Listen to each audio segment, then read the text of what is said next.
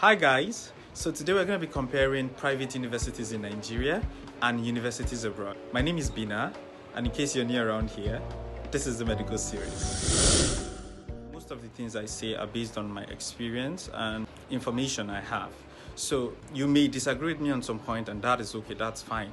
Because different people, different schools, different places, you're going to have variation in experience. When it comes to academic standard, to be honest, I want to believe that Nigerian schools are doing just fine. They're okay. So many people within Nigeria believe that anything that's coming from abroad, made abroad, is supposed to be better than what is in Nigeria. Unfortunately, that's not the case. The difference between these schools comes into play when it comes to administration.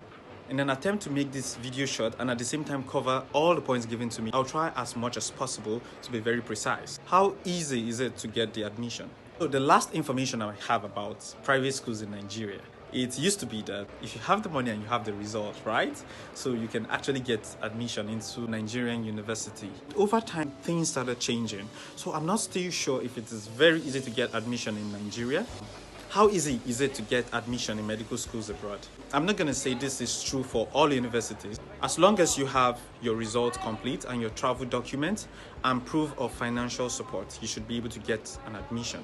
It's not more than that. What is the learning environment like? So I think the study environment out here is so good. You have labs, well-equipped labs. You have classes, you have spaces, you have libraries. You have so many places also to study. In Nigeria, I've been to a few schools that have very good study environment. But, that cannot be said for all universities. Some universities are small, no places to study. Some labs do not have all the things they need. But again, I think it is fairly okay, I would say.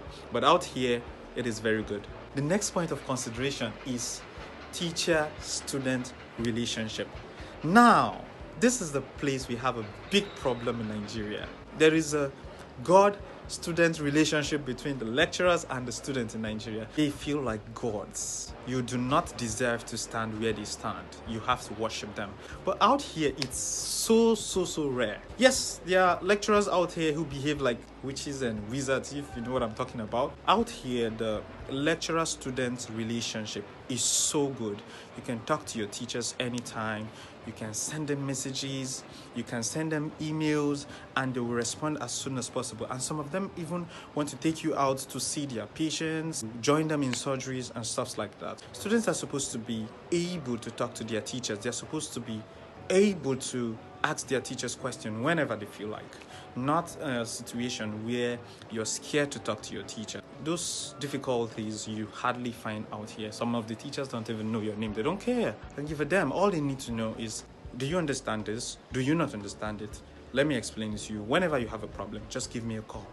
But one of the things that pisses me off with Nigerian lecturers is the fact that they do not sometimes give you credit for what you deserve. Why should someone not be able to score 9 over 10 or 10 over 10 in your class if they deserve it? Now, I'm not saying you should always give them 10 over 10, but then why do you derive pleasure in making their results or making their scores look bad? It does not make sense to me. When you come abroad and you ask many students from different countries to bring their results, you see that most people from Nigeria, when they bring their results, it does not reflect their actual abilities. Our results look lower than people from other countries, but then when you look at the performances out here, it's way better than what is portrayed on the result. So if there's going to be a selection, first of all, they'll pick people who have better results. And now, if your result doesn't look good, then you never get the opportunity to even enter and show what you're capable of. That is one of my problems with Nigerian universities. But abroad, all they need to do is for you to listen to their class, attend their exams, the scores come out. If you have a problem with your scores, you go complain, and then they review it. If there's anything, it's being changed. Okay, I'm not saying all schools in Nigeria are bad. I'm just saying sometimes you have more problems than you should get. You can apply, and then before it gets changed, it takes you a whole semester to change your score. The mistakes that they made, not your mistakes, it takes you entire time trying to rectify that. Can you see most of the problem with Nigerian school is usually not even academic. It is mostly administrative. Is it expensive to study abroad? This is quite a relative topic. Anyway, yes. Okay, in the past, it used to be favorable, like it's okay, something you can afford. No, hell no, it's expensive. Studying abroad is expensive. There are so many things you need to consider when you're studying abroad.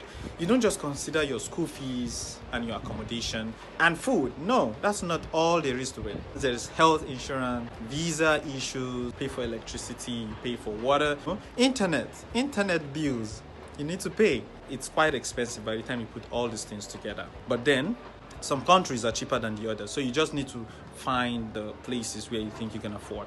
Okay, so the final thing is opportunities after school.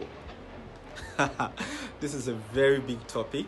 I think that I shouldn't be doing this topic, but the best advice I can tell you is study medicine where you want to practice it. That's the best option. Now, you can choose to study medicine abroad, but it takes you longer time trying to settle into your own country when you study medicine abroad. Don't ask me why did you study abroad if you're still going to come back to Nigeria. When you study abroad, you know more about the opportunities you have outside the country. First of all, it's difficult actually leaving your country sometimes, but the moment you step out, the difficult things start looking easy to you because, if you have gone through the stress of leaving your country, you can go anywhere you want, Different places, different countries, different states, different provinces, different experiences. So it's okay to disagree with me, but for most of the countries, it's similar. Anyway, it was nice hanging out with you on this channel. And once again, I am Bina.